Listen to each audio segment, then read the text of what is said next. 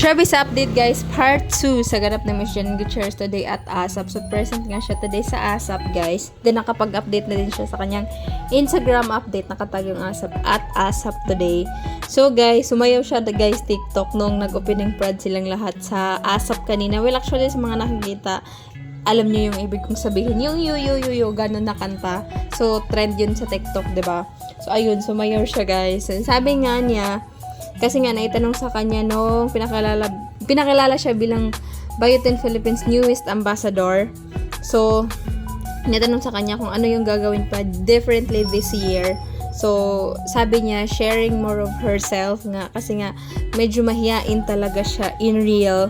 So, kunyari daw yung mga vlog and TikTok. So, ayun nga guys. Sumayaw siya ng TikTok kanina sa opening nila kanina sa ASAP guys. So, by the way, happy birthday muna kay Miss Ellis Joson. Kasi nga kaka-birthday lang niya din. Ayan, may pa cake ang ASAP family. So, ayan. Then, eto guys, medyo nagpasample ng dance si Miss Shanine dyan. Then, ito na nga yung sinasabi ko guys. So, ayun siya guys.